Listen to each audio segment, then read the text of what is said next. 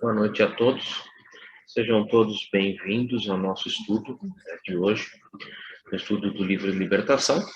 Hoje nós iremos dar continuidade aos nossos estudos no capítulo 16 chamado de Encantamento Pernicioso.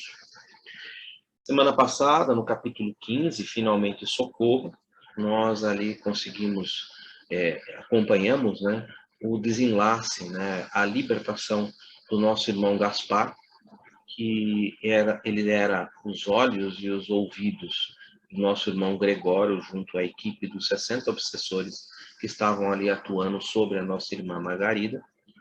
A libertação da própria irmã Margarida, que também agora está semi-liberta, Ela ainda tem um caminho longo ainda a percorrer. O caminho agora é um caminho dela mesmo, é um caminho de mudança de atitude, reforma íntima, melhoria de sintonia, mudança de sintonia. E esse caminho agora é um caminho que deve ser traçado por ela e pelo seu esposo, Maurício. Eles vão começar agora a compreender a necessidade de mudar a sintonia, de mudar o caminho, e mudar os seus hábitos, a fim de que realmente o que foi ali conseguido naquela sessão mediúnica realizada no capítulo 15 possa ter continuidade, esse processo possa ser levado adiante. Nosso irmão Gaspar, junto com os ovoides que ali acompanhavam a nossa irmã Margarida, foram recolhidos a outras entidades, a outros locais, e que também vão ali ser atendidos, vão ser libertados, Impressionante que o livro começou em se pensando libertar Margarida e Gregório. E quanta gente a gente já assistiu, o desenlace, E quanta gente a gente conseguiu auxiliar, Quantas pessoas ali, o nosso irmão Gúbio, auxiliou, amparou durante todo esse caminho. Quer dizer, todo o processo de libertação de um envolve a libertação de muitos. Muitos estão sendo ali acolhidos, muitos ali estão sendo atendidos, e muitos ainda vão ser atendidos, A gente ainda tem muito ainda a conhecer desse livro. Hoje, o Encantamento Pernicioso, ele começa basicamente no término do capítulo anterior, ou seja, a reunião mediúnica se finda, está terminando a reunião mediúnica, a nossa irmã Margarida com o esposo estão retornando ao lar, conforme ali foi combinado, Gúbio com Sidônio, que era o mentor daquela equipe, aquele que dirigia os trabalhos mediúnicos da médium que trabalhou ali, que era a dona Silva, E ela ali tem esse mentor, e esse mentor possuíam ali 30 trabalhadores, que trabalhavam ali junto com ela. E o Sidônio ele forneceu para o Gúbio 10 trabalhadores que iriam zelar pela segurança da casa de Margarida. Então, ela ia retornar para o lar dela, porém, ela ia retornar com uma equipe de segurança que estaria ali colocada por um período de tempo, até que tudo se organizasse, até que o processo obsessivo que ali estava sendo impetrado por Gregório chegasse a um fim, a um término, que vai ser com o capítulo 20 desse livro, o término desse processo obsessivo. Para que aí esses irmãos eles iriam se retirar naturalmente, e depois de todo esse aprendizado da própria irmã Margarida, ela agora tem condições de ela mesma gerir a sua própria segurança, a própria harmonia do seu lar e a sintonia com quem ela deseja manter esta sintonia. Temos ainda bastante que aprender. Mas hoje, o capítulo de hoje é um capítulo que, pensando nesse finalzinho do capítulo 5, você imagina assim, eles vão retornar para casa e a coisa vai em casa, mas não. André Luiz vai nos presentear, isso é um presente, isto aqui é um presente. O capítulo 16, que é o capítulo 16, Encantamento Pernicioso, vai fazer um estudo dessa médium e de um processo que é muito comum a todos os médiuns trabalhadores da seara do Cristo. Quase todos são acometidos por esse tipo de obsessão, a qual essa médium está sendo ali influenciada. Lógico que a doutrina nos ensina, e exatamente por isso que nós estamos estudando esse livro, como combater. esse tipo de influenciação. O capítulo, então, ele vai apresentar essa influenciação e como essa influenciação pode ser combatida. Como que o médium pode se ver livre desse tipo de influenciação. É um capítulo muito, muito importante. É um capítulo que praticamente abre as portas, como eu falei, para o estudo do livro nos domínios da mediunidade. Porque ele não aprofunda em nenhum aspecto, mas ele nos abre um entendimento muito oportuno para esse momento e nos chama a atenção a nos vigiar, a nos policiar, a policiar os nossos pensamentos, os nossos atos, a policiar um pouco das nossas atitudes, para que a gente possa estabelecer um padrão de sintonia um pouco melhor. Me diga quem tu és, que eu te direi com quem tu andas. Normalmente a gente costuma utilizar esse velho chavão, né? Me diga quem tu és, eu te digo com quem tu andas. Me diga com o que você pensa, o que você vibra, o que você alimenta no seu coração, que eu te direi com as pessoas que você vai andar, que são as mesmas que alimentam aquilo que você coloca no seu coração também. Feita essa introdução, já são 8h08. Eu acredito que a maioria de nós já se encontra aqui presente. Eu gostaria de passar a palavra para um de vocês, se alguém pode fazer para a gente a abertura dos trabalhos da noite de hoje. Quem poderia fazer para a gente a abertura dos trabalhos? Eu faço. Por favor, Márcia, agradeço. Então, vamos nos envolver com o amor fraterno de Jesus, nos envolver com a oportunidade que Deus, esse Pai amoroso e misericordioso, nos dá diariamente, agradecer por mais um dia de vida, agradecer pela oportunidade da evolução, mesmo que pequena, mesmo que a passos lentos, mas é uma evolução, porque hoje somos muito melhores do que já fomos. Agradecer a espiritualidade que nos acolhe, nos orienta, a espiritualidade que acompanha esses estudos, que também nos orienta, agradecer por toda essa proteção e esses ensinamentos. Abraçar fraternamente aos amigos que não vão estar aqui hoje, nesta noite de estudos. E desta forma que estamos, para iniciar a nossa aula de hoje, vamos rezar a prece do Pai Nosso. Pai nosso que estais nos céus, santificado seja o vosso nome, venha a nós o vosso reino, seja feita a vossa vontade, assim na terra como nos céus. Pão nosso de cada dia nos dai hoje, perdoai as nossas ofensas, assim como nós perdoamos a quem nos tem ofendido, e não nos deixeis cair em tentação, mas livra-nos, Senhor, de todo o mal. Que assim seja, graças a Deus. Novamente sejam todos bem-vindos. Dando continuidade, então, aos nossos estudos do capítulo 16, Encantamento Pernicioso. Eu vou compartilhar com vocês os slides e a gente vai discutindo. Eu não sei se a gente consegue fazer todos os slides do capítulo 16, ele é um capítulo um pouco longo, né, ainda. Esses capítulos finais, eles são realmente um pouco mais longos, por isso a gente está tendo um pouco mais de dificuldade de realizá-los em uma única live. Mas eu acho interessante quando a gente para sempre por volta de 9h15, porque dá para a gente dialogar, dá para a gente conversar um pouco sobre aquilo que a gente vai vendo nos slides. Então, vamos compartilhar.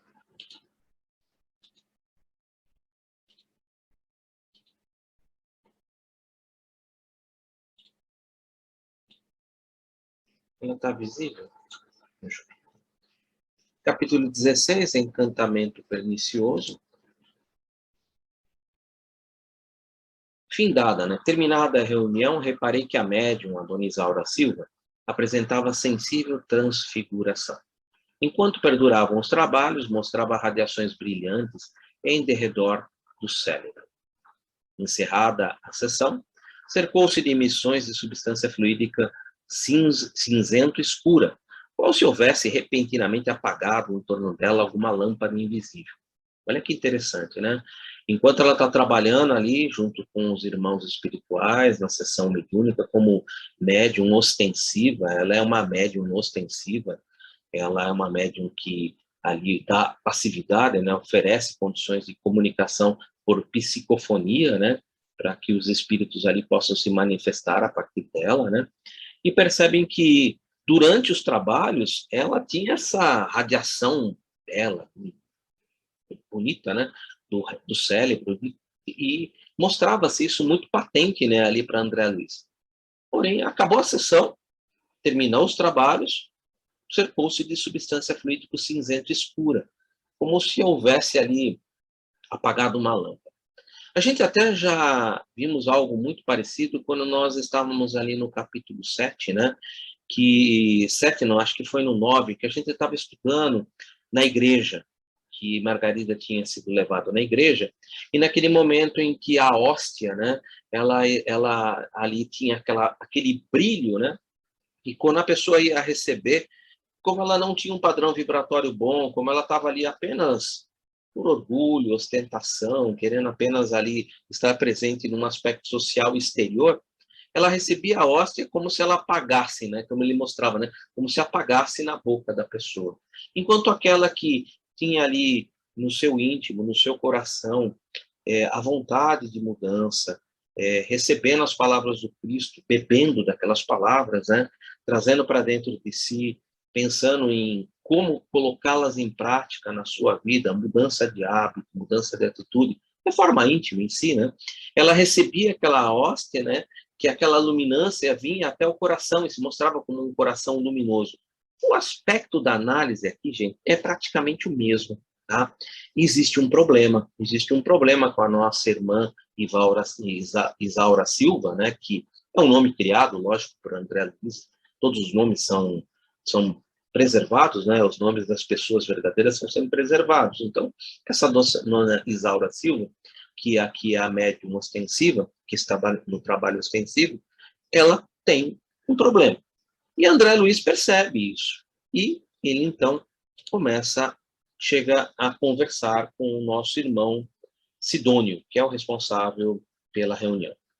O que eu falei, eu achei importante a gente colocar em comentário, né? Porque é interessante não só eu falar, mas também deixar escrito, porque aí a pessoa, ela escuta e lê. Quando a gente escuta e lê, a gente memoriza muito mais. Então, eu tenho feito, a partir do capítulo 9, eu tenho feito bastante comentários, exatamente pensando nesse intuito. Inclusive me perguntaram, né, por que tantos comentários, né? O comentário, na verdade, nada mais é do que aquilo que eu acabei de falar. Só que eu escrevo, porque aí eu novamente leio, você lê, além de você escutar, você lendo, você memoriza muito mais, fica muito mais fácil de você memorizar e guardar isso daí, né? Então, um comentário é exatamente desse aspecto. Durante a sessão mediúnica, a médium encontrava-se amparado pelos benfeitores espirituais que dirigem os trabalhos que fazem a higienização do ambiente espiritual. Essa higienização é feita sempre no ambiente espiritual, num local onde vai ser realizado ali as atividades mediúnicas, mediunidade com Jesus, nós estamos aqui falando, tá? Normalmente, envolve um local com uma espécie de cinturão protetor. Inclusive, esses protetores, a gente soube, né, no capítulo anterior, que para 9 ali presentes, né, nós tínhamos 30, né, 30 trabalhadores do plano espiritual, sendo que muitos deles eram da equipe de proteção, que impede a aproximação de espíritos de baixa vibração, evitando que esses tragam energias deletérias, energias que possam ali destruir aquele ambiente harmônico, aquele ambiente preparado exatamente para o esclarecimento, exatamente para que você possa ali fazer aqueles trabalhos magnéticos que foram feitos ali por Rubio, né, e que tanto ajudaram nosso irmão Gaspar, e também aos ovoides que foram retirados de Margarida, também por esse trabalho magnético. Além disso, esses benfeitores atuam sobre o médium irradiando suas luzes e derramando energias sublimadas em seu cérebro, para possibilitar o contato mediúnico com entidades um pouco mais elevadas, afinal de contas, para que eles possam ali manter um padrão de sintonia melhor. E por isso ela tinha essa claridade, essa luz resplandecente, enquanto ela estava nesse trabalho mediúnico. Por esse motivo, estando em ambiente altamente espiritualizado e recebendo radiações de espíritos superiores, A referida médium deixava emanar do seu cérebro essas radiações brilhantes, a que se refere André Luiz. Fim do trabalho, terminado o trabalho, e cessada a situação das entidades superiores no entanto, a médium retornou ao seu estado vibratório normal, que não era das mais saudáveis, exatamente por aquelas radiações mais escuras, né? A julgar do relato apresentado. Cercando-se de substância fluídica cinzenta escura, compatível com a faixa em que se sintonizava. E agora a gente vai ver a que faixa ela estava se sintonizando e por que essas energias mais escuras. Também algo que a gente já estudou aqui nessa obra, no capítulo 10, mas que agora está na prática. A gente está vendo aqui que não vai acometer só um espírito invigilante, um espírito que foi conduzido, por exemplo, para aquela região de trevas, como nós vimos no capítulo 10, e que tinha essa faixa compatível cinzenta escura. Aqui nós vamos ver que isso acontece aqui também, com nós encarnados, quando nós deixamos brechas abertas na nossa psicosfera, no nosso perispírito, e que por onde a gente ali é, de certa maneira, atacado, né, obsediado por esses irmãos que não desejam que os espíritos se melhorem, que nós evoluamos, que nós encontramos a felicidade. São, infelizmente, ainda espíritos atrasados e que ainda se sentem com inveja, né? Sentem inveja, sentem ciúme, sentem vícios, né? Que não querem que nós evoluamos. Eles querem mantê-los junto, no seu domínio, junto com eles. Já que eles estão sofrendo, eles querem que nós também soframos junto com eles. Mas nós não precisamos estarmos junto com esses espíritos. Nós podemos evoluir e podemos convidá-los que evoluam conosco também. E é isso que a gente vai fazer daqui para frente. André, impressionado, dirigi-me a Sidônio com natural indagação, ao que ele me respondeu, né? Ou seja, perguntei, né, para o Sidônio, o que é esse negócio, né? Por que ela está numa situação tão diferente, né? Por que ela perdeu toda essa claridade assim, quase que instantaneamente? E a resposta, né? A pobrezinha encontra-se debaixo de verdadeira tempestade de fluidos malignos, por parte de entidades menos esclarecidas com as quais se sintonizou. Inadvertidamente, pelos fios negros do ciúme. Ou seja, ela tem ciúmes. E o ciúmes exagerado abre brechas na nossa psicosfera, no nosso perispírito, por onde esses irmãos que não desejam que as pessoas se libertem, que as pessoas procurem a sua felicidade, que as pessoas sejam felizes, encontrem um caminho que levem à felicidade, elas querem evitar isso e agem por essas brechas na nossa psicosfera. Uma brecha assim, muito parecida com essa foi utilizada pelo nosso irmão Gregório quando ele fez aquele trabalho hipnótico mental no capítulo 11, né, da licantropia, em que ele aproveita ali uma brecha do remorso que aquela mulher tinha por ter matado o filho e o esposo, e ele aproveita daquela brecha exatamente para induzir mentalmente, para que ela plasmasse no seu perispírito uma condição de uma loba. Então, essas brechas são portas abertas à obsessão, e o ciúme é uma delas. E é por esse ponto que os espíritos estão ali sintonizando com ela. E a pergunta, lógico, a gente vai ver mais adiante, mas como isso é possível se ela é uma médium e se a casa dela ali possui uma certa proteção? Afinal de contas, os trabalhos mediúnicos, em 1949, quando esse livro foi escrito, os trabalhos mediúnicos eram realizados em casa. Vamos adiante, que a gente vai ver que André Luiz vai caminhar para isso, né? Um novo comentário da minha parte, do que eu acabei de falar, né? Temos visto a importância da qualidade da sintonia que mantemos com o plano espiritual. É de conformidade com ela que elegemos as companhias espirituais que nos irão influenciar. Eu iniciei os trabalhos da noite de hoje dizendo um velho chavão, né? Me diga quem tu és, que eu te direi com quem tu andas, né? É de conformidade com ela que elegemos as companhias espirituais que vão nos influenciar. A referida médium, em sua vida de relação com o marido, nutria por ele extremo ciúme, que é um sentimento resultante de paixões de paixões que caracterizam espíritos ainda pouco adiantados na escala evolutiva. Esse ciúme dela, ela tendia a uma posse, uma coisa bastante complicada. Você quer ser dono de uma outra pessoa, né? Alimentando esse sentimento, assim exteriorizando energias negativas, a senhora Silva atraía para si espíritos igualmente ainda presos a semelhantes estados sentimentais, que se aproveitavam da sua fragilidade para a infelicitarem, comprazendo-se com tal situação.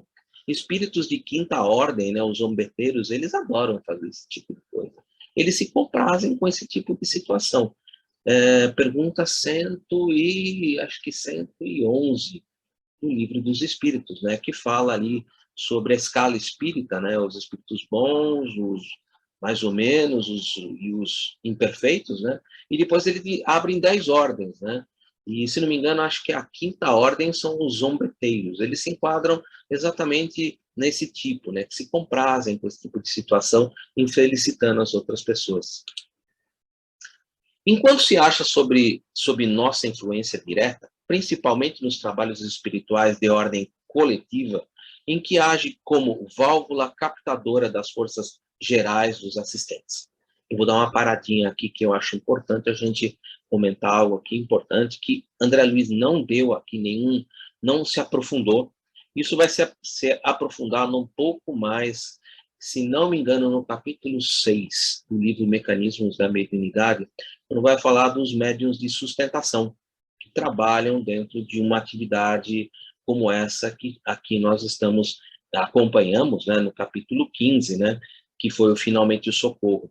Nós tínhamos ali uma médium, um esclarecedor e outros trabalhadores que estavam ali à sua volta, que eram trabalhadores que estavam servindo, fornecendo estas energias, a energia neurica que o nosso irmão André Luiz comentou no capítulo 15, que a gente chama de ectoplasma.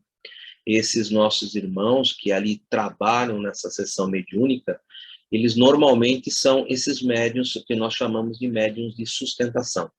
Eles dão sustentação tanto nas energias que eles fornecem, essas forças, válvula captadora das forças gerais dos assistentes, ou seja, ela capta desses médiuns de sustentação essa energia neurica, esses bons pensamentos. Por isso que normalmente numa atividade mediúnica de desobsessão, enquanto o médium está dando uma passividade, ou seja, está permitindo que o espírito se comunique com o orientador a partir dele, os médiuns que trabalham na sustentação, eles devem estar o quê?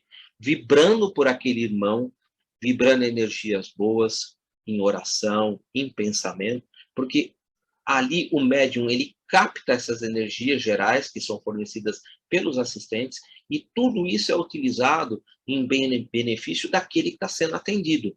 Então, o médium de sustentação, gente, é extremamente importante em toda atividade mediúnica.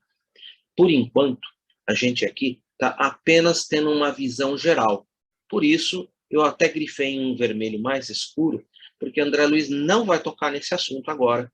Ele não tocou nem no capítulo 15, nem no capítulo 16, ele não toca nesse assunto, porque isso ainda vai ser estudado com profundidade no próximo livro, que seria Mecanismos da Mediunidade. Daqui para frente é que ele vai começar a trabalhar, e aí ele vai voltar. Inclusive, ele vai utilizar o mesmo trabalho lá no Mecanismos da Mediunidade, quando ele fala sobre o médium ser essa válvula captadora dessas forças gerais dos assistentes. E aí ele categoriza os assistentes, né, como médiuns de sustentação, e aí ele vai explicando, ele vai fazer uma explicação pelo lado espiritual, o que cada médium ali está vibrando e o que cada médium está fornecendo.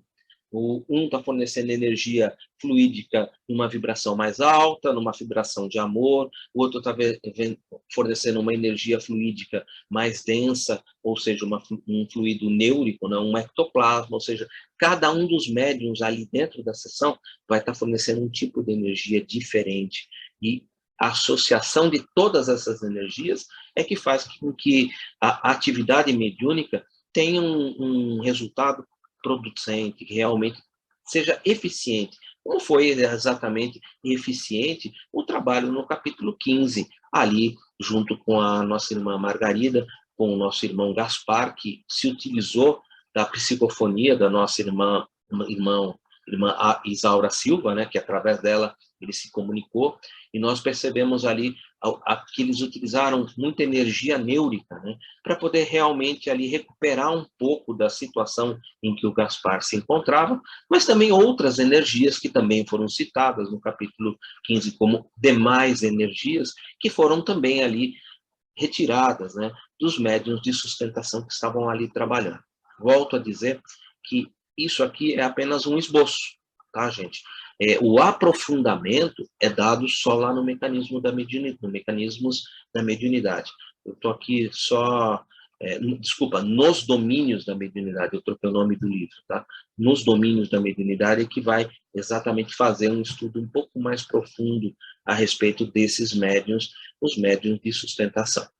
Mas, fechando parênteses, retornando, né, de ordem coletiva, em que age como válvula captadora das energias gerais dos assistentes, desfruta bom ânimo e alegria, porque o médium é sempre uma fonte que dá e recebe.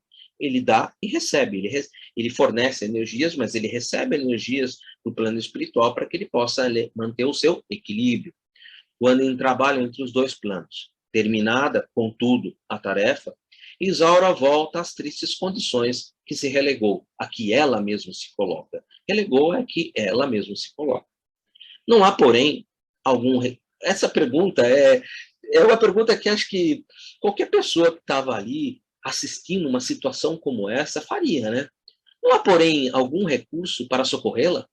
Sidônio, sem dúvida.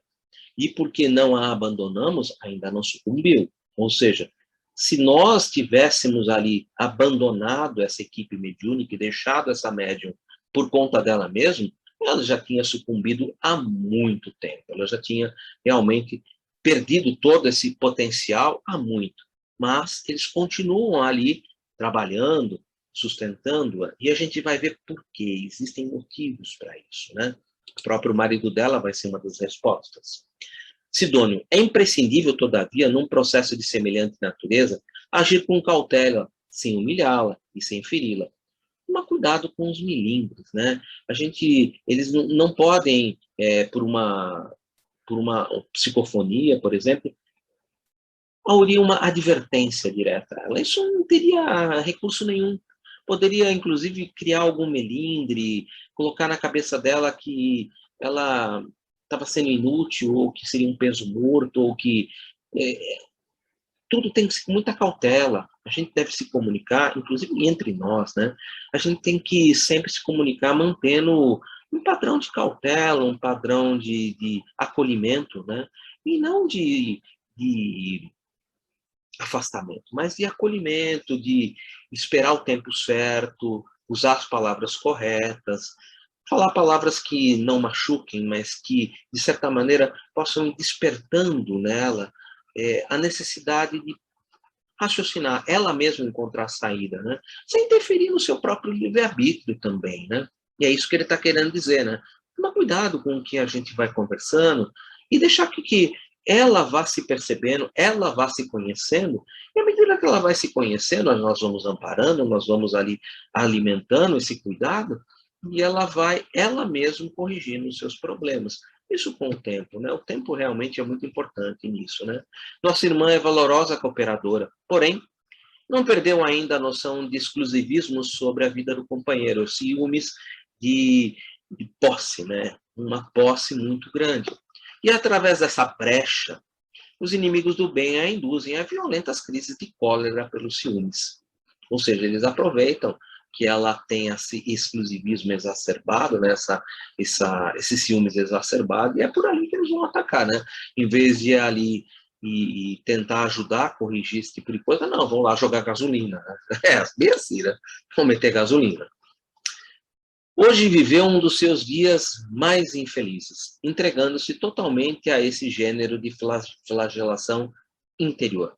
Em razão disso, precisamos prestar-lhe concurso ativo nessa noite, pois cada servo acordado para o bem, quando se projeta em determinada faixa de vibrações inferiores durante o dia, marca quase sempre uma entrevista pessoal para a noite com os seres e as forças a que se ligou.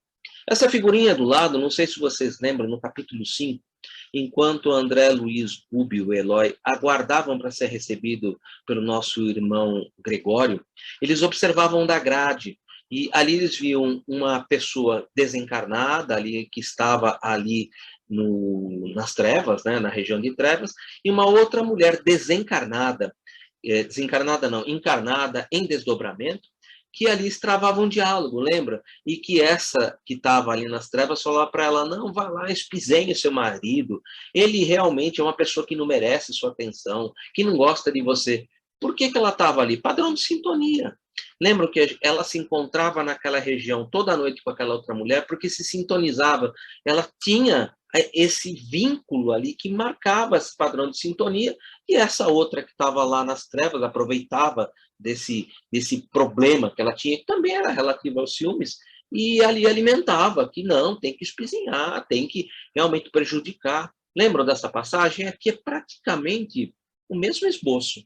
O esboço é muito parecido, só que aqui nós estamos trabalhando com uma médium, e ali era uma pessoa comum, uma pessoa que em desdobramento, ali André Luiz observou. E aqui ele está observando um caso muito parecido, muito similar, mas envolvendo essa médium, essa trabalhadora da seara do Cristo.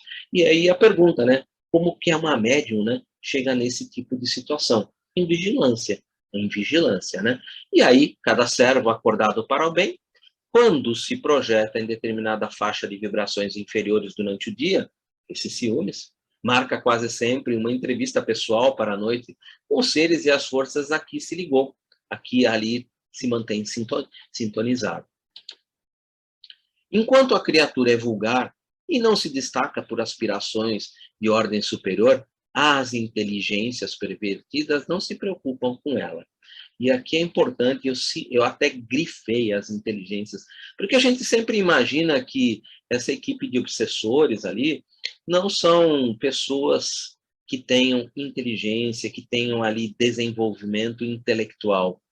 Lembram quando André Luiz conversou com Leôncio, que ele percebeu que em Leôncio ali existia uma pessoa que tinha um conhecimento muito grande. As respostas que Leôncio dava eram respostas de alguém que tinha uma cultura muito grande. E aí que até Leôncio falou para ele, não me falta leitura, não me falta estudo, o problema é de sintonia. E aqui é a mesma coisa, né? Esses irmãos, eles têm inteligência, eles não são nem um pouquinho bobos. E eles aproveitam dessas brechas que eles encontraram, no caso dela, que é por onde vão ali utilizar os seus processos obsessivos e tentar destruir esse tipo de trabalho, destruir esse tipo de elevação a que ela está se fazendo para a equipe e ela, e todos aqueles que estão se valendo desse trabalho, né? No entanto, logo que demonstre propósitos de sublimação, apura-se-lhe o tom vibratório, passa então a ser notada pelos característicos da elevação e é naturalmente perseguida por quem se refugia na inveja ou na rebelião silenciosa. Esses espíritos zombeteiros que estão nessa situação. Visto não conformar-se com o progresso alheio. Por que ela pode ser feliz e eu não posso? Eles fazem isso mesmo, tá, gente? Então, a estrutura que André Luiz aqui está nos apresentando é muito importante para nós, porque a gente precisa tomar consciência de que isso não é apenas um conto, isso aqui não é uma historinha, isso é uma coisa que acontece com naturalidade e que se a gente não se vigiar, não se policiar e tiver realmente esse tipo de brechas assim, vai acontecer com certeza absoluta. Esse tipo de situação acontece muito. Muitos trabalhadores da seara espírita que se ingressam no trabalho junto à seara espírita são, durante a noite, são, durante o dia, atingidos, são ali perseguidos por brechas que eles mesmos abrem. E quando ali se permitem, normalmente são afastados, normalmente abandonam os trabalhos, normalmente dizem que a casa não atende mais os anseios dele, vão procurar uma outra casa, na verdade nem procuram, né? Acabam se afastando totalmente, né, dos trabalhos, né? E isso, olha, nos 20 e poucos anos que eu estou dentro dos trabalhos da doutrina espírita, eu já vi Médiuns, assim, que com potencial mediúnico, vou dizer assim, potencial mediúnico, eu diria médiuns ostensivos, né? Que muitas vezes ali, por milindres, que, nossa senhora, já devia ter sido superados há muito tempo, né? Ausência de perdão, ausência de humildade, às vezes, um orgulho, às vezes, um pouco exacerbado, e ali é onde eles encontram. E acabam afastando o irmão dos trabalhos. Acontece isso muitas vezes, eu já vi diversas vezes, é muito triste, mas eu já vi muitas vezes esse tipo de coisa acontecer, muitas mesmo. Um comentário daquilo que eu acabei de dizer, né? As nossas companhias espirituais durante o período em que nos libertamos parcialmente do corpo físico, traduzindo, quando a gente dorme e entra em desdobramento, né, são definidas pelas vibrações que mantemos em estado de vigília, ou seja, de acordo com aquilo que ali nós nos sintonizamos, nos alimentamos no nosso coração, é que vão ali fazer os nossos padrões de sintonia. Quando durante o dia vibramos em faixas inferiores, ao nos deitarmos para o sono físico, levamos conosco as energias inferiores que delas emanamos.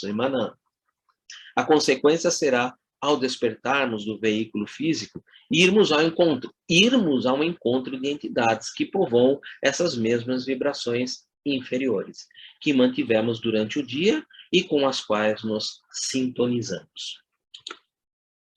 Convenci-me de que o caso seria de grande importância para os meus estudos particulares.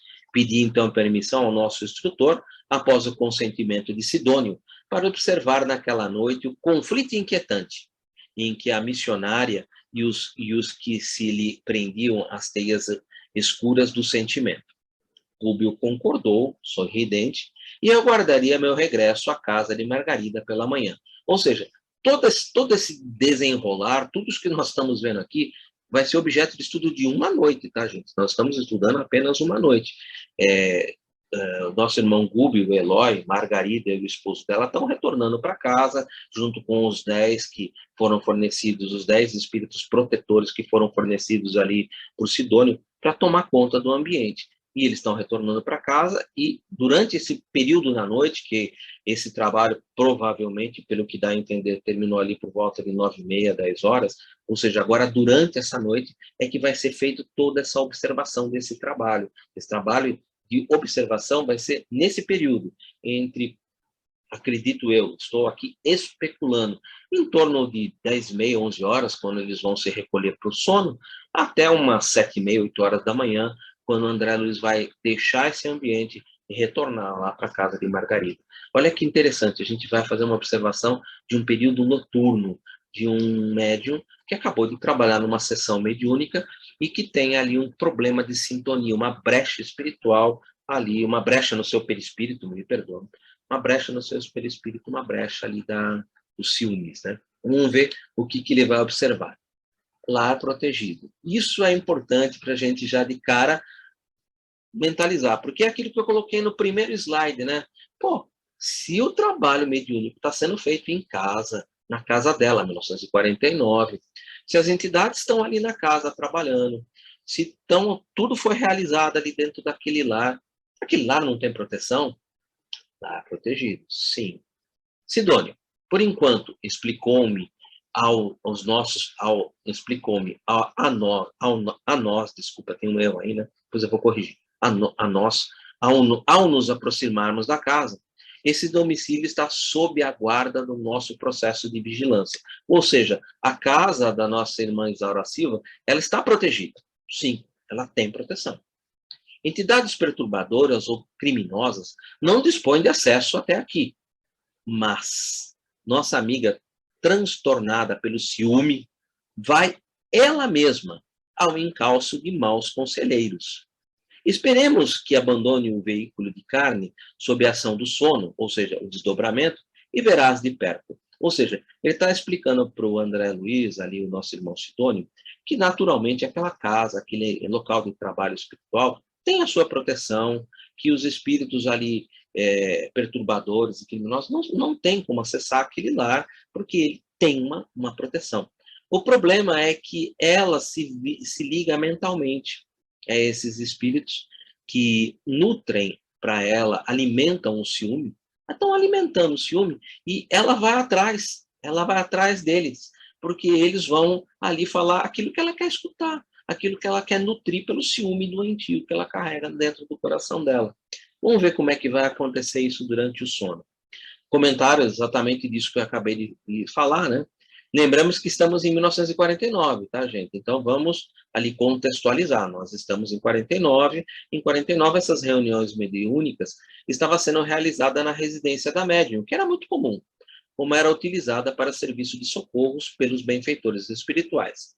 Era mantida sob a proteção do plano espiritual, impedindo a aproximação de espíritos perturbadores. Isaura, entretanto, impregnada pelos fluidos deletérios produzidos pelo sentimento de ciúme do marido, sentimento que ela mesma, fluidos que ela mesma gera, era induzida a ir ao encontro dos espíritos atrasados que perturbavam a sintonia.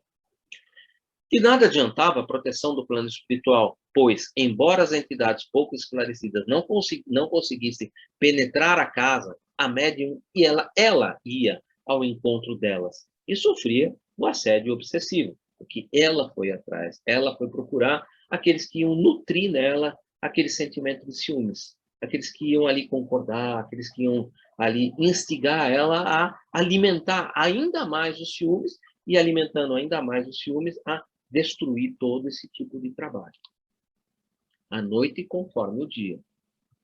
Decorridas algum tempo, vimos o senhor Silva que nos acenava da porta próxima, já desligada do corpo físico, ou seja, em processo de desdobramento. Deixou o corpo físico ali sobre a cama e saiu com o seu perispírito, naturalmente ligado pelo cordão de prata, natural, e ali Sidônio, convocando um dos seus auxiliares, recomendou-lhe acompanhasse o dono da casa em proveitosa expulsão de estudos. Olha que lindo, né? Se a gente pudesse ter toda a noite essa proveitosa excursão dos estudos, né?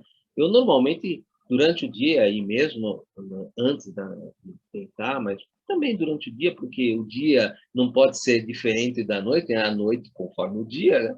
Então também durante o dia, os meus pedidos mentais é que sempre o meu anjo guardião, os meus guias, os meus mentores que me acompanham, que possam durante a noite me oportunizar, né? Isso é uma oportunidade maravilhosa, né? Me oportunizar uma excursão de estudos em que eu possa ali aprender, em que eu possa ali receber mais ensinamentos, né? Como é bom, né? Aproveitar esse tempo, né? Então é um pedido, né? À noite conforme o dia. Junto de nós, Silva alegou pesaroso. Tanto desejava que Isaura viesse, mas não me atendeu os apelos, né? E o nosso irmão Rubio o nosso irmão Sidônio fala para ele, deixa, por enquanto, ela não se encontra em situação de te acompanhar. Ela ainda nutre estados vibratórios que não permitem que ela mantenha uma sintonia mais elevada. Então, deixa, por enquanto vamos deixar. Pouco tempo depois, Dona Isaura surgiu-nos à vista, ou seja, deixou ali também o seu veículo de carne, o corpo físico, e está em processo de desdobramento natural, com o seu perispírito também ligado ao cordão de prata, naturalmente, como todos nós fazemos à noite, revelando o perispírito intensamente obscuro, por causa dos ciúmes. Passou rente a nós sem prestar-nos atenção, mostrando-se encarcerada em absorvente ideia fixa. Lembra da ideia física fixa que leva, inclusive, à destruição do próprio perispírito, né? Fazendo com que todos os centros de força se fechem numa coisa só, chegando à condição de um ovoide, né? Ele novamente mostrando aqui, olha, os ciúmes como uma ideia fixa, ele, além de obscurecer o perispírito, ele pode levar a danos muito fortes ao aparelho perispíritico, né? Novamente nos falando, olha, recorda lá, nós já estudamos lá no capítulo 11, no capítulo 12, no capítulo 8, quando a gente falou dos ovoides, né, dessa ideia fixa. Sidônio endereçou-lhe algumas palavras amigas que não foram absolutamente ouvidas. Encontrava-se incapaz de assinalarmos a presença. Estado vibratório muito baixo, nem percebia, praticamente nem os via naquela situação em que se encontrava.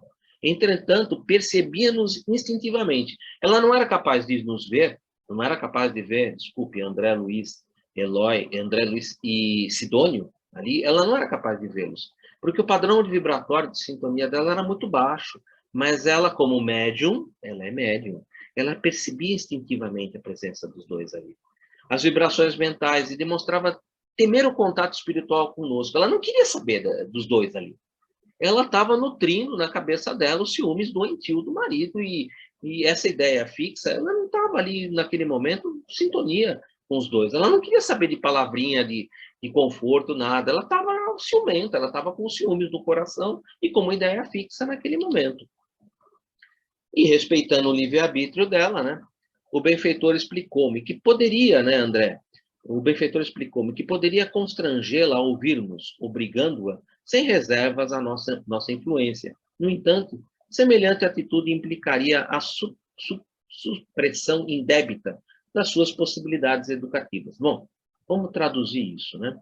Todo espírito mais elevado, ou seja, todo espírito que tem uma ascensão moral maior, ele exerce uma influência irresistível sobre aqueles que têm uma influência, aqueles que têm uma capacidade moral menor.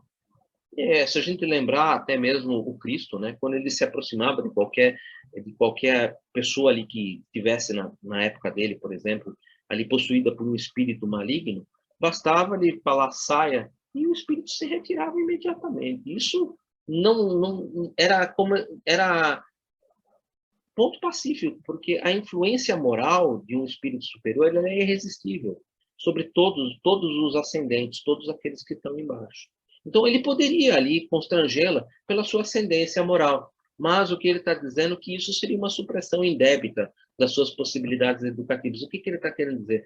Estaria suprimindo dela a oportunidade de aprender. Estaria, além disso, de interferir no livre-arbítrio, por isso, respeito ao livre-arbítrio, esse título fui eu que coloquei, né? Baseado nisso daí. Além de estar interferindo no livre-arbítrio, estava ali interferindo nas possibilidades educativas e pedagógicas em que ela se encontrava. Ela veio ao mundo, ela encarnou aqui no mundo, nós encarnamos com o objetivo de progredir. E tirar essas oportunidades de aprendermos é algo que não seria de um espírito mais evoluído, jamais faria uma atitude dessa. Ela teria ali essas oportunidades para que ela mesma aprendesse. Ela vai a um encontro, ela vai aprender com aquilo e depois ela vai evitar aquilo, porque ela agora já conhece, ela já desenvolveu esse conhecimento. Isaura, no fundo, era a senhora do próprio destino, cada um segundo suas obras. E, na experiência íntima, dispunha do direito de errar para melhor aprender. Aquilo que eu acabei de dizer. O mais acertado caminho de defesa da própria felicidade, porque ela vai aprender a partir desses encontros e desses erros, ela vai compreendendo o que está acontecendo e o mal que ela está produzindo para ela mesma, e com isso ela vai aprendendo, e ela vai aí, agora, a começar a se policiar para que isso não volte mais a ocorrer. Ali estava Sidônio, ali estava a fim de ajudá-la quanto possível na preservação das forças físicas, mas não para algemá-la. Ele não está ali para ter uma escrava trabalhadora. Não, de maneira nenhuma. Ele está ali para, junto com ela, crescer. As atitudes com que ainda não pudesse concordar espontaneamente, ela tem que estar por livre e espontânea vontade, né? Nem mesmo em nome do bem que não reclama escravos em sua ação, e sim servidores livres, contentes e otimistas. Aquele que quiser vir após mim, renuncie a si mesmo, pegue a sua cruz cada dia e siga. Não nos cabe impor pareceres nas decisões alheias que o próprio Criador nos deixa livres. Emmanuel tem de bom ânimo, espíritos diversos, Chico Xavier, Carlos Bacelli, ano 1987. André, com grande surpresa para mim, o prestimoso guardião continuou explicando que aquela senhora efetivamente detinha extensas possibilidades no serviço aos semelhantes.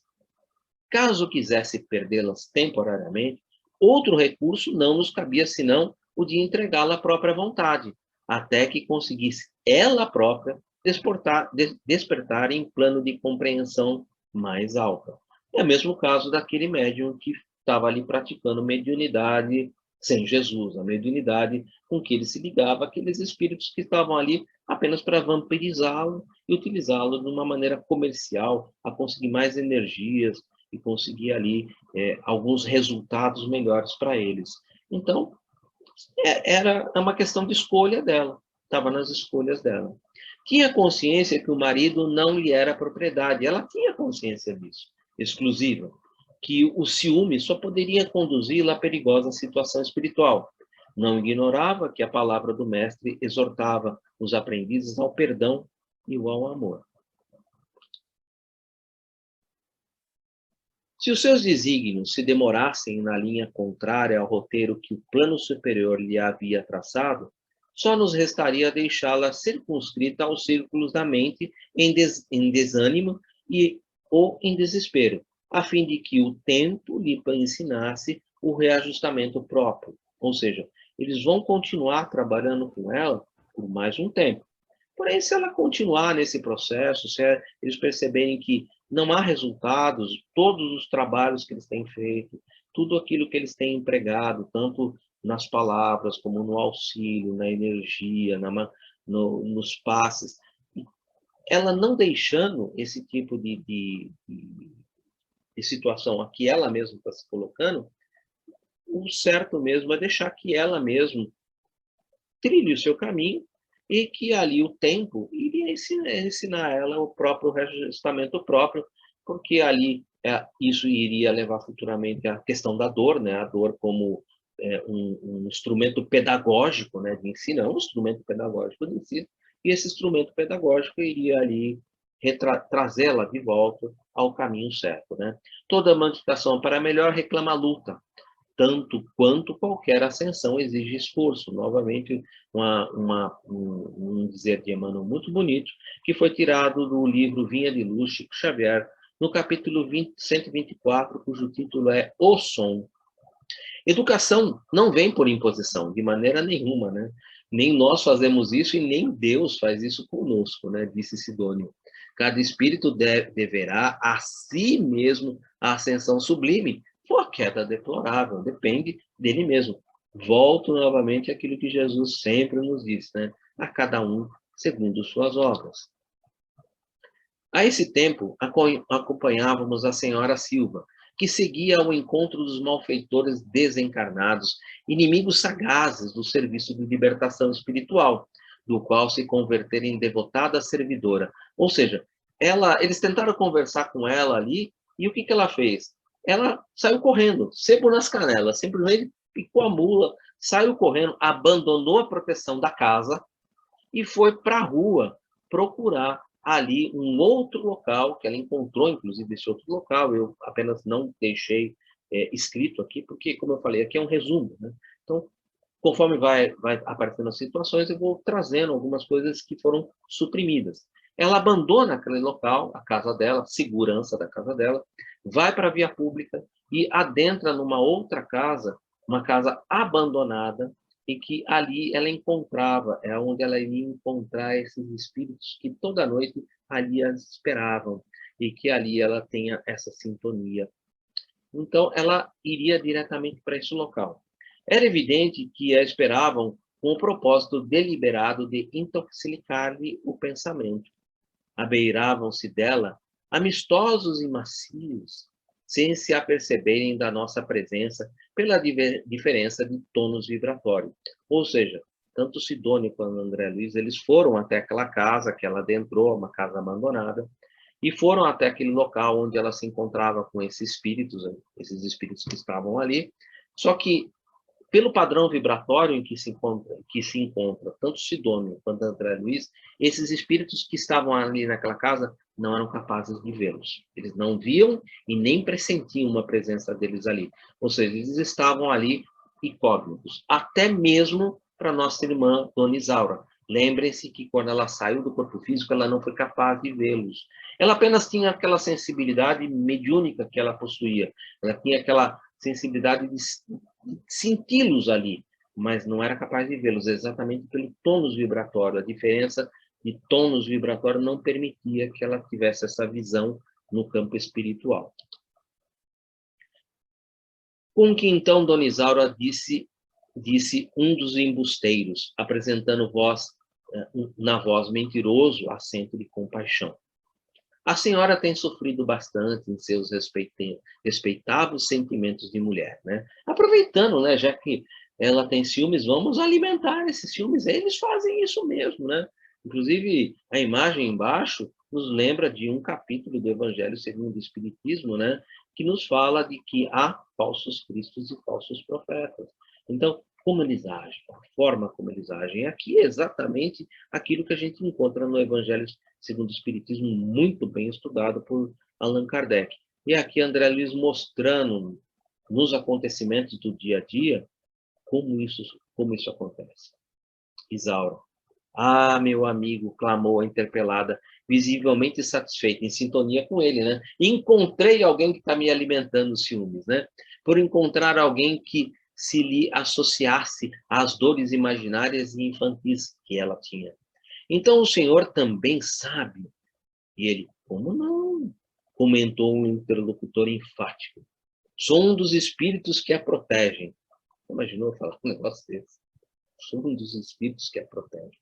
E sei que seu esposo lhe tem sido desalmado verdugo. Eu acho que um espírito evoluído iria jogar uma mulher contra o próprio esposo, né? A gente começa pensando daí, né? Falta de acordar no momento. Peraí, um espírito de luz, um espírito que está próximo de Jesus, que tenha, vamos dizer assim, o evangelho de Jesus no seu coração, vai me jogar contra o meu próprio marido? Já começa daí, né? Vamos começar a perceber as minudicências. Isso é importante, né? A fim de ajudá-la, tenho seguido o infeliz, olha, tratando a pessoa como infeliz, né? Infeliz por toda parte, surpreendendo-lhe as traições aos compromissos domésticos. Nossa. Dona Isaura, em lágrimas, né? Confiou-se ao fingido amigo. Sim, respondeu molestada. Esta é a verdade. Sofro infinitamente. Não existe nesse mundo criatura mais desventurada do que eu. Sente-se vítima, né? Vitimização, né? A vitimismo, né? É um ponto a mais é que ele agora vai aproveitar mesmo, né? Já que ela se sentiu vitimizada, vamos alimentar, né? Vamos alimentar esse vitimismo. O vitimismo é algo terrível também, né? Reconheço, acentuou o falador perseguidor, reconheço a extensão dos seus padecimentos morais. Vejo-lhe o esforço e o sacrifício e não ignoro que seu marido eleva as voz nas preces, através das sessões habituais, para simplesmente acobertar as próprias culpas. Influência perniciosa, invasão do livre-arbítrio, né? Tá, percebem que ele está invadindo o livre-arbítrio assim, descaradamente, né? Vejo os esforços e o sacrifício e nem ignoro que o seu marido eleva a voz nas preces através das sessões habituais para simplesmente acobertar as próprias culpas. Uma invasão de livre-arbítrio assim, total. Nenhum espírito faria um negócio desse, né? Só pode ser um zopeteiro, né?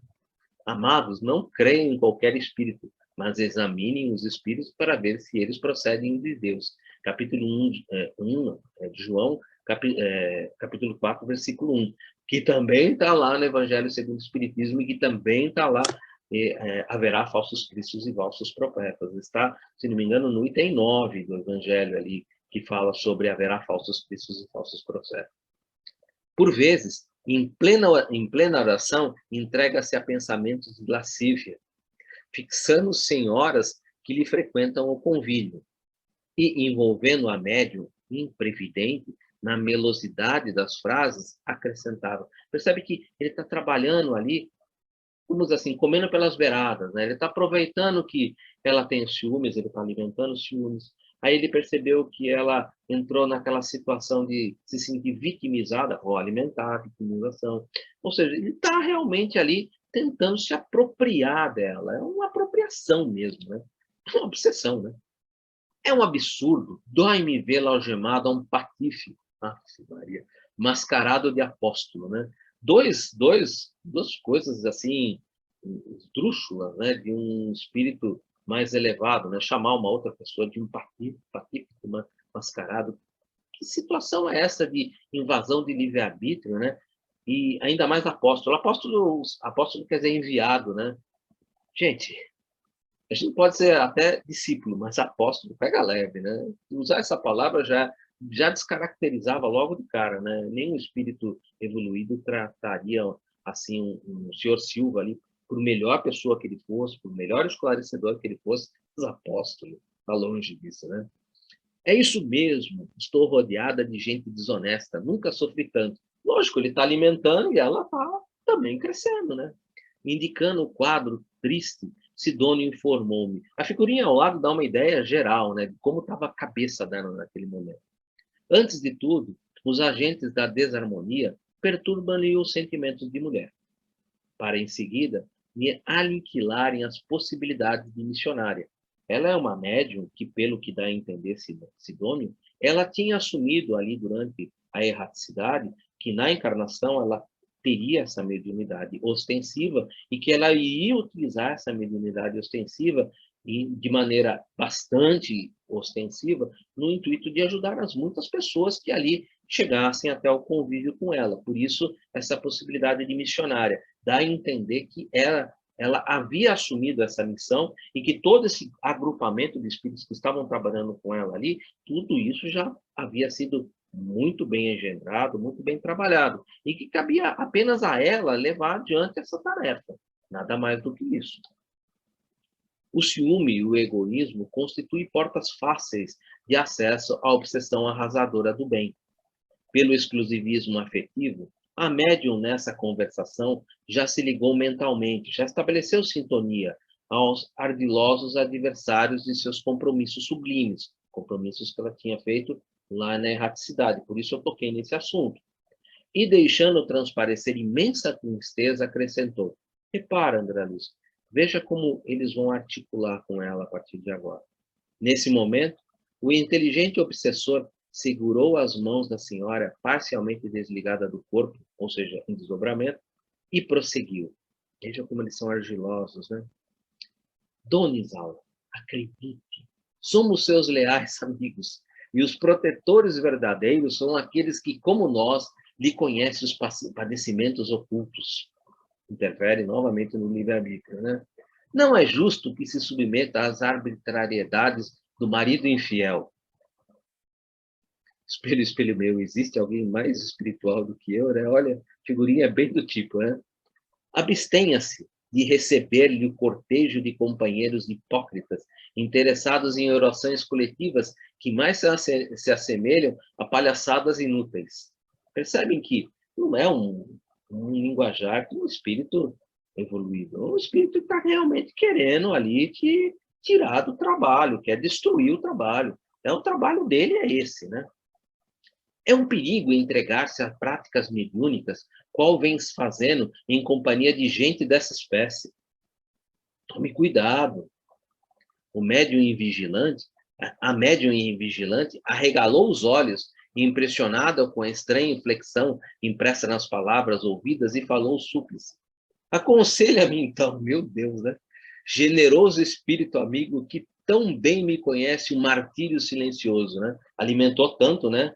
Estava tanto alimentando ali os ciúmes, alimentando ali aquela meiguice dela, aquela condição de nossa, sofro mais que todo mundo, minha vida é tão ruim, né? Ele alimentou tudo isso, né? Espíritas, amai-vos, eis o primeiro ensinamento. Instruí-vos, eis o segundo. O Espírito da Verdade, capítulo 6, do Evangelho segundo o Espiritismo, o Cristo Consolador, item de número 6. O interlocutor, na intenção de destruir a célula iluminativa, quando eu coloco esse termo célula iluminativa, essa médium de serviços ali, né? Essa médium ostensiva, que funcionava como imenso proveito da coletividade de encarnados e desencarnados, observou com malícia: a senhora não mereceu, a senhora não nasceu com a vocação do picadeiro. Percebe que é interessante, né? A gente perceber como, às vezes, a gente pode ser iludido sem dar atenção às palavras, né? Sem se ligar àquilo que você está escutando, né? A estudar um pouco melhor as palavras, aquilo que está sendo dito para você, né? Uma situação como essa, um pouquinho de atenção com as palavras, você já perceberia, nossa, tem algo muito errado nisso, né? e envolvendo-a nos pesados véus da dúvida. E agora é uma coisa que isso acontece muito, eu já vi demais acontecer, principalmente em desenvolvimento mediúnico, eu já vi muito isso, né? Envolvendo-a nos pesados véus da dúvida, que anulam tantos trabalhadores bem intencionados, Arduzil. Já meditou bastante na mistificação inconsciente? Está convencida de que não engana os outros? Angústia é falta de fé. E é o que ela está agora, ele está instigando, né? Ele está forçando ela a entrar nessa sentido de angustiar, ela se fechar em si mesma. Será? Angústia é falta de fé. Isto é falta de fé. A gente cansa de falar isso dentro do desenvolvimento mediúnico, né? A pessoa não se angustiar, né? As incorporações de entidades supostamente benfeitoras não passam de pálidas influências de espíritos das sombras e de alta percentagem dos produtos de seu próprio cérebro e de sua sensibilidade agitada pelas exigências descabidas das pessoas que frequentam a casa. Olha só. Trate de preservar a sua dignidade, mesmo porque seu esposo não tem outro objetivo senão de utilizar-lhe a credulidade exclusiva, lançando-a à triste aventura do ridículo. Os falsos profetas não existem apenas entre os encarnados, mas também é muito mais numeroso entre os espíritos orgulhosos que, fingindo amor e caridade, semeiam a desunião. Erasto, Evangelho segundo o Espiritismo, capítulo 21, item 10. Haverá falsos cristos e falsos profetas. Eu tirei muita coisa aqui lá de dentro, tá, gente? Para mostrar que André Luiz não está em nenhum momento se afastando daquilo que a doutrina espírita é ali apresentado no Evangelho segundo o Espiritismo e que é ali apresentado pelos espíritos que ajudaram ali a Kardec na codificação espírita. Ou seja, tudo que André Luiz está aqui apresentando, acontecendo com a nossa irmã Dona Isaura, está tudo ali muito bem estudado dentro da própria doutrina, dentro do Evangelho segundo o Espiritismo. Não se foge um centímetro do que está ali. Espantado com a passividade de Sidônio ante aquele assalto, enderecei-lhe a palavra respeitoso, porém menos tranquilo, né? André Luiz, né? Como qualquer um de nós, né? Vendo uma coisa dessa, né? Qualquer um de nós, né? Não será razoável defendê-la? Ele sorriu compreensivamente e elucidou. André, o que nós fizemos há poucas horas no culto da prece e do socorro fraternal, se não prepará-la à própria defensiva? O que a gente fez lá antes de começar os trabalhos ali da reunião mediúnica, quando se leu o seu evangelho e fez aquele trabalho preparatório, em que ali durante a sessão mediúnica ela recebeu espíritos que passavam por problemas e que ali ela foi a primeira que escutou, porque o médium é o primeiro que escuta. Ela teve ali todo o esclarecimento que foi dado pelo marido dela para aquele espírito que estava ali utilizando-se do veículo fonativo dela, do órgão fonador dela para se expressar. Ou seja, durante todo aquele trabalho, ela teve isso aí. Tudo ali foi explicado, tudo ali foi estudado, foi trazido exemplos vivos para ela. Né? Então, o que fizemos há poucas horas no culto da prece e do socorro fraternal, se não prepará-la à própria defensiva? Trabalhou mediunicamente conosco, ouviu formosa e comovedora preleção evangélica contra os perigos do egoísmo enfermiço, que deve ter sido, pelo que dá a entender, o trabalho de leitura do Evangelho antes dos trabalhos ali, em serem iniciados os trabalhos fenomenológicos, né? Ou seja, aquela preleção evangélica que a gente lê ali, não é para os espíritos que estão ali à volta, não é para nós mesmos. Nós somos os primeiros que estamos ouvindo, porque estamos falando, somos os primeiros que estamos ouvindo, e temos que introjetar para nós mesmos. Temos que trazer isso para dentro da gente. É isso que ele está querendo dizer, entendeu? Colaborou decidida, para que o bem se concretizasse, e ela própria emprestou-nos os lábios, a fim de ensinar-nos princípios de salvação em nome do Cristo, e a quem deveria confiar-se. Afinal de contas, a fé que tem que ter dentro de si, né? Entretanto, apenas porque o esposo se dispôs à justa gentileza com as senhoras que lhe buscaram a palavra esclarecedora e fraterna, obscureceu o pensamento no ciúme destruidor, enxergando má intenção em tudo, perdendo o equilíbrio íntimo, entregou-se desarmada a entidades que lhe exploraram o sentimentalismo. Os círculos religiosos, os círculos religiosos comentam excessivamente a fé em Deus. Todavia, nos instantes da tempestade, são escassos os devotos que permanecem firmes na confiança. Nesses instantes mais, assim, às vezes a pessoa prefere alimentar a angústia, que destrói a fé, e aí os problemas acontecem. Pão Nosso, Emmanuel, capítulo 1, 2, 3, condição comum. Sidônio, esses companheiros retardados procedem com os médiuns à maneira de ladrões, que depois de saquearem uma casa, acordam o dono, hipnotizam-no e obrigam-no a tomar-lhes o lugar. O que acontece com aquele médium que nós já vimos no passado. Aproximam-se da mente invigilante, dilaceram-lhe a harmonia e depois, com um sarcasmo imperceptível e sutil, obrigam-no a acreditar-se fantasiosa e desprezível. Muitos missionários se deixam atropelar pela falsa argumentação que acabamos de ouvir. E eu já vi muita gente a cair nesse tipo de coisa. E menosprezam as sublimes oportunidades de estender o bem através de preciosa sementeira que lhes enriqueça o futuro. Vigie seus pensamentos. Eles se tornam palavras. Vigie suas palavras. Eles se tornam ações. Vigie suas ações. Eles se tornam hábitos. Vigie seus hábitos. Eles se tornam o seu caráter. Vigie seu caráter. Ele se torna o seu destino. Interessante, né? Vindo de Lao Tse. Lao Tse. Comentário meu. A mediunidade, que é um instrumento, divino para a prática do bem, é também um canal de larga passagem para a obsessão.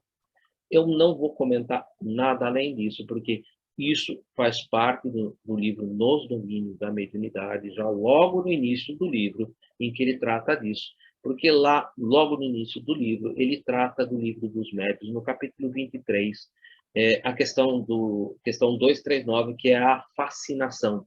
A fascinação é um dos processos obsessivos que mais faz os médiuns deixarem de trabalhar na seara espírita, de trabalharem na seara do Cristo. Então, esse tipo de obsessão, ela é muito comum e afeta grande parte dos médiuns. Isso acontece com muita generalidade. Eu mesmo já presenciei muitas vezes esse tipo de obsessão, a fascinação. O médium tem uma capacidade de percepção do plano espiritual muito mais ampla que a maioria das pessoas, ficando, por essa razão, muito mais sensível à sua influenciação. E por isso que a fascinação é um dos pontos em que muitos médiuns caem, muitos mesmo, né? Daí a importância da sua moralização. Lembrar que o médium não é só médium dentro da casa espírita, mas durante a sua vida em família, em casa ou no trabalho, ele também continua sendo médium. E ele continua ainda tendo essa sensibilidade maior e, portanto, ali mais sujeito à obsessão, mais sujeito a uma fascinação, quando ele abre portas pelas quais esse processo possa ali ser impetrado. Quando invigilante, o médium tem o seu psiquismo enfraquecido, permitindo a aproximação no seu campo mental de entidades perturbadoras que procuram desacreditar as manifestações do plano espiritual, atribuindo-as às expressões do seu próprio pensamento.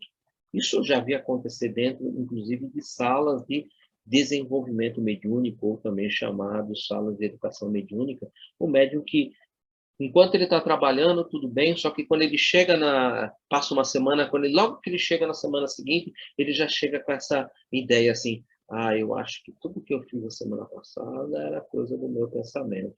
Eu acho que foi tudo coisa minha, é tudo coisa da minha cabeça.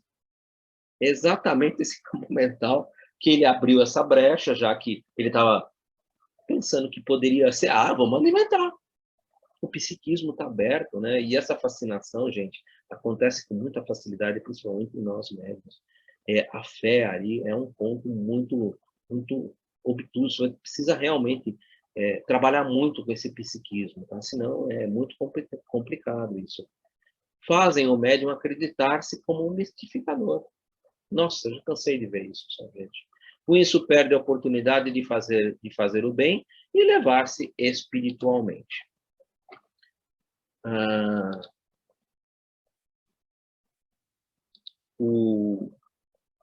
Daqui para frente, né, André Luiz vai inquirir se existe algum recurso, né, para ajudar essa médium. A gente está praticamente chegando no final desse capítulo, mas eu acho interessante a gente dar uma parada por aqui, para a gente ter um tempo maior para a gente conversar a respeito do que a gente viu até agora, que eu com certeza deve ter pessoas aqui que tenham alguma coisa para compartilhar com a gente, inclusive com essa sensibilidade, com esse aspecto, né, que a gente comentou até agora, dessa ideia de que, às vezes, quando você chega no desenvolvimento mediúnico, ali na sala de educação mediúnica, você conversa consigo mesmo, assim, às vezes eu vejo até as pessoas colocar a mão na cabeça, sabe, semana passada, aquilo que eu escrevi, aquilo era tudo coisa da minha cabeça, sabe? Não tem, ninguém, isso não tem. Nossa, eu já cansei tantas vezes de ouvir isso, gente, que eu perdi as contas, sabe? E é exatamente essa brecha, né? O que está acontecendo aqui com a Dona Isaura. Eu acho importante a gente ver um livro como esse, o André Luiz mostrando como os espíritos das trevas, ali, os espíritos menos evoluídos, os zombeteiros principalmente, como eles agem em cima e como eles aproveitam dessas brechas que a gente mesmo abre, né? A gente mesmo deixa de acreditar. Se você não acredita em você mesmo, quem vai acreditar? Então você precisa. Lembra no capítulo 26 do Evangelho segundo o Espiritismo, que a fé do tamanho do grão de mostarda, como é que é o que ele coloca lá no livro do Evangelho segundo o Espiritismo? A fé que move montanhas, se não me engano, né? Desculpa, eu não lembro todos os capítulos de cabeça, né? É o capítulo... Se tiverdes a fé do tamanho de um grão de mostarda, direis a esta montanha, transporta-te daqui para lá, e ela se transportará.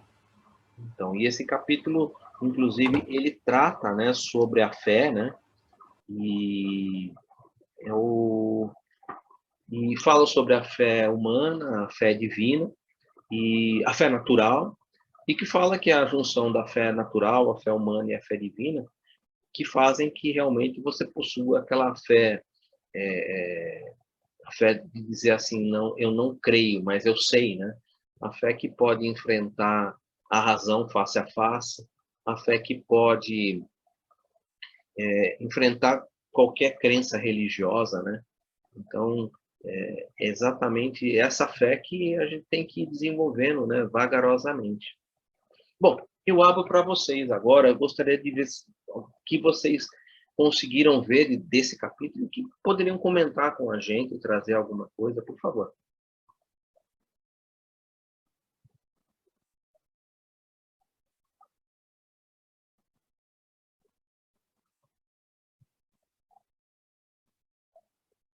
Gente, todo mundo, ninguém tem dúvida nenhuma do que a gente estudou até aqui? Eu dei um tempo para alguém se manifestar primeiro. Edu, duas coisas que me veio assim na cabeça conforme a tua explicação.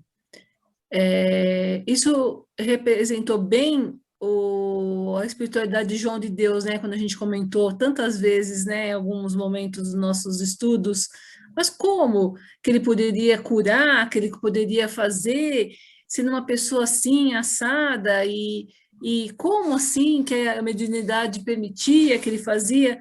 Isso talvez mostre bem, né? Toda a potencialidade da espiritualidade, toda a energia do ambiente, a fé das pessoas que iam, tudo isso contribuía para aquele ambiente blindado de proteção e, enfim, na hora do trabalho mediúnico, né, de realmente praticar, de conseguir a cura, muitas vezes, né, que a gente tem relatos, a melhora da pessoa, e, enfim, tantas coisas.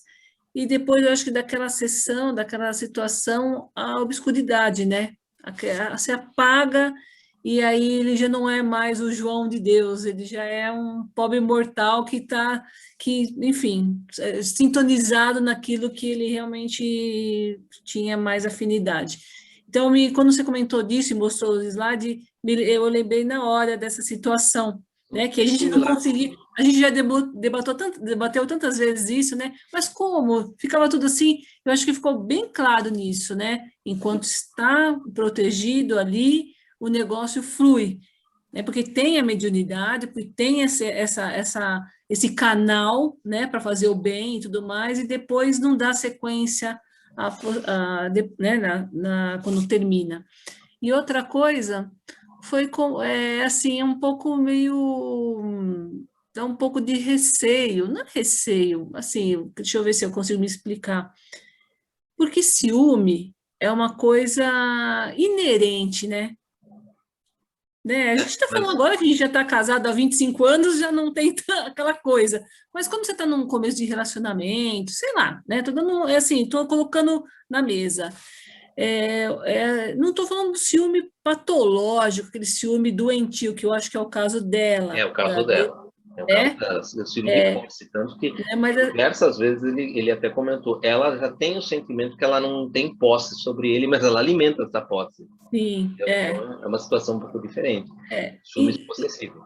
E aí, tipo assim, eu estou assim, colocar como se fosse assim, não é uma coisa que você procura, não, eu vou procurar ter ciúmes, é uma coisa que nasce, é um sentimento que brota, assim, muitas vezes, né? E aí nisso, não é só o sentimento dos ciúmes, pode ser o sentimento da raiva também de certa situação, né? De você não controlar aquilo, porque é tudo, por isso que a gente tem que cuidar dos nossos pensamentos e dos nossos sentimentos. Só que o sentimento é uma coisa que, como somos ainda muito arraigado a tanta coisa que já aconteceu em nossas vidas, isso vem à tona, né? Muitas vezes, né? Eu estou falando de uma forma geral. Às vezes a pessoa se descontrolar num trânsito, ficar mal, ficar nervosa, ou com alguma situação, enfim. Isso me preocupou um pouco, porque você, quando vai dormir, meu Deus do céu, não quero amizade de ninguém dessa turma aí, não. Então, Rosilene, nós estamos falando muito aí de pontos de extremo, né? Extremismo. Sim, então, aí nesse ponto eu queria saber, porque a gente não é uma coisa linear, a gente tá, né, a gente oscila com algumas coisas, e essas afinidades eu falei, nossa, eu fiquei meio assim, preocupada. Nós estamos aqui analisando extremos. Esse é um caso de extremo. É um caso de extremos. Não é um caso assim, um ciúme. Todo mundo tem ciúme das outras pessoas. O que a gente não pode esquecer é que a gente não é dono de ninguém. Tudo bem que a gente usa o pronome possessivo, meu marido, minha esposa, né? Não pegaria bem, né? Falar nossa esposa, né? Mas o pronome possessivo aí dá uma ideia de posse. Ninguém é dono de ninguém. E é nesse aspecto que ele está querendo dizer, olha, o problema aqui é muito extremo, é extremismo. É só para uma olhada diferente de lado, tem muito crime passional que acontece exatamente por esse extremo que a André Luiz aqui está descrevendo no caso dela, que é chamado de crime passional. Né? O sujeito mata a esposa, mata a mulher, ou a mulher mata o cara porque o cara deu uma olhada torta para uma outra pessoa, pronto. Não esquentou a janta, morreu. Exatamente, já aconteceu. Exatamente esse ponto que a André Luiz aqui está analisando no caso da nossa irmã Isaura Silva. Ela tem um ponto extremado, e é por esse ponto extremo que ele está ali observando, por essa brecha, né? A mesma brecha da outra que lá se permitiu pela licantropia ser transformada numa loba, né? Pelo remorso, né? O remorso extremado, em que ela bebia e se levava ao sexo desraizado, como aparecia ali, exatamente para encobrir esse remorso que no coração dela consumiu o coração dela. Era uma porta de entrada. É exatamente esse aspecto que ele está trabalhando. Então, fique tranquila, nós estamos trabalhando muito com extremos aqui, pontos de extremos. Eu já ia me amarrar na cama e falar, não, quero sair daqui. Não, fique tranquila. Zilda, quer falar alguma coisa? Por favor, sinta-se à vontade. Quero. Boa noite, pessoal. Boa noite. Enquanto você falava, Edu, me veio um pensamento assim da importância do conhecimento, né? No geral. O quanto que o conhecimento pode nos libertar de algumas situações, né? Porque desse exemplo aí que o André Luiz nos trouxe de obsessão, até as palavras, né, do obsessor sobre a nossa irmã trazem uma conotação de que, obviamente, que ninguém quer esse... Só um minutinho. Que ninguém faria isso, aquilo, né, que ele fala da perseguição, de que ele não é digno, alguma coisa assim. E aí, quando a gente se conhece, ou conhece um pouquinho, e eu não me refiro apenas ao conhecimento espiritualmente falando, sabe? Uhum. Eu me refiro ao... Eu acho que a importância do conhecimento na nossa vida, né? Quanto mais a gente busca informação, mais a gente tem condição de discernir melhor sobre aquilo que as pessoas nos falam, aquilo que nos é imposto ou nos sugerido, né? Por líderes ou por até pessoas que a gente admira.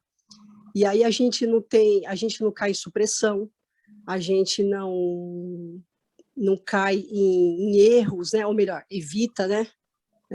A recorrência de erros. E aí, falando um pouco mais da parte espiritual, muito mais ainda, né? Quanto mais a gente tem conhecimento do poder de Deus, né? Daquilo que é sua bondade e sua sabedoria, a gente tende a cometer menos erros, né? Tende a deslizar menos. E aí, o que eu queria compartilhar com vocês é isso, que a reflexão que me veio, desse caso aí de obsessão, não que eu sei que não é só ligado ao conhecimento, né? Existem outros fatores, obviamente. Mas eu acho que quanto mais a gente tem conhecimento de nós mesmos, né? O autoconhecimento, e também conhecimento bastante abrangente de várias situações, acho que menos exposto a gente está a situações de desvios ou algo parecido, assim. Era isso que eu queria compartilhar contigo, ou com todos. Muito bom, Zil. Agradeço de coração pelo compartilhamento. É muito bom trazer essas informações, enriquece, né? Quando a gente estava conversando ali, eu utilizei um trechinho do Evangelho segundo o Espiritismo, no capítulo 6, né? Que é o capítulo ali, o Cristo Consolador, Espíritas, amai-vos, eis o primeiro ensinamento, instruí-vos, eis o segundo, né?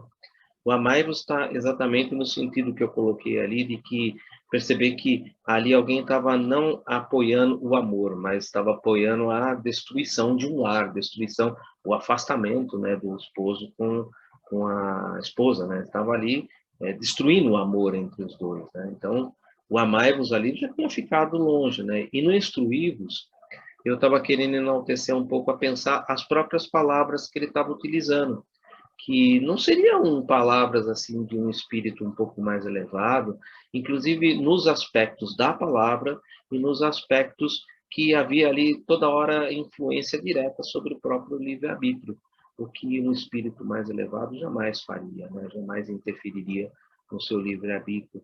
O processo é educativo, pedagógico, então não teria sentido interferir no livre-arbítrio de alguém. Seria algo que um espírito mais elevado jamais faria, né? Mas isso, lógico, não é fácil da gente perceber, é o que a Zilda falou, né? O estudo pode ajudar um pouco, e o conhecer-se a si mesmo também ajuda bastante, muito mesmo. Obrigado, Zilda, por ter compartilhado com a gente isso daí. Mari, por favor. Então, eu não sei, eu penso que tudo, assim, de acordo com o conhecimento que a gente tem, né? Que tudo é uma questão de treino. Sim. A raiva é uma questão de treino, a paciência é uma questão de treino, tudo é treino, né? Porque a partir do momento que alguém pretende te encolerizar e você tem o conhecimento de que aquilo não vai ser bom para você, você já desliga, sai fora da sintonia, porque senão... Mas, realmente, você tem que treinar muito. sabe? E se você perseverar, você consegue. E eu sou testemunha viva, sabe? Porque eu era uma pessoa que, assim, tudo me irritava. Agora, começou a falar, já vou saindo fora, entendeu? Deixa eu falar sozinho, porque eu vou entrar numa sintonia que, para quem está fazendo aquilo, está de boa, né? Porque está acostumado com aquilo, né? Agora, eu vou me sujeitar a ficar ouvindo uma coisa que vai me fazer mal, né? Então, eu acho que tudo é uma questão de você treinar, de você... Tudo, tudo, tudo, tudo na vida. E uma outra coisa que eu fiquei, assim, na dúvida agora, com relação ao que a Rose falou do João de Deus. Eu, na minha burríssima opinião, tá, gente? Não, fala isso, por favor, Maria. Eu estou querendo tirar uma dúvida aqui, porque quando a Rose falou, me bateu um negócio. Será que aquele lugar onde o João de Deus trabalhava era tão protegido assim? Porque era durante as reuniões que aconteciam os estupros, sabe? Então, a gente tem que pensar um pouco também com relação a isso, né? Ou será que os espíritos que trabalhavam ali com ele não eram exatamente esses de um nível inferior que a gente está vendo aqui, né? Então, é difícil a gente julgar assim, se era realmente tão protegido, né? Eu não sei, eu fiquei com essa dúvida, porque se um lugar é altamente protegido por bons espíritos, jamais seria praticado ali as coisas que eram praticadas por ele, né? Então, acho que a gente precisa analisar um pouquinho isso, porque, né, eu não sei se eu estou certa ou errada, mas eu acho, não sei, eu fico na dúvida com relação a essa proteção. Se bem também que a gente está discutindo um negócio que nem existe mais, o João de Deus já acabou, a casa dele já acabou, né? Mas, enfim, né? Também a gente tem que tomar muito cuidado aonde pisa, né? A gente que já tem um certo conhecimento. Eu não vou te conseguir responder isso, porque eu precisaria estar do outro lado para poder então ver. Entendeu? Então, eu não tenho como te responder isso. Mas fica a dúvida, né? Fica a dúvida. Será que ela está protegida? Agora, com certeza, eu volto a dizer aquilo que a Rosilene, que a Miriam normalmente fala, né? Existiam grupos ali que conseguiam obter resultados muito bons, porque estavam ali sintonizados com carinho, com amor, sintonizados com espíritos que estavam ali com o objetivo daquele tipo de trabalho, ou seja, aquele grupo em específico ali alcançavam os objetivos aos quais eles realmente ali iam em busca e alcançavam, né? Se tiveres fé, como Talvez você mesmo até falou, porque né? nem soubessem o que se passava. Sim, com né? certeza não sabiam. Mas se tivesses fé do tamanho de um grão de mostarda, não poderia falar para um mundo sair daqui e para lá, e tudo não seria possível? Mas eu acho que tudo é assim. A gente... Os lugares podem não ser sérios, mas os trabalhadores serem sérios, né? Pode ser que é o que ocorresse ali, né? Existiam trabalhadores bem intencionados na prática do bem, você ia procurar um tratamento de cura com fé que aquilo iria te... Eu conheço muitas pessoas que se curaram ali, né? Então, assim, separar. Todo lugar tem bons trabalhadores, maus trabalhadores, né?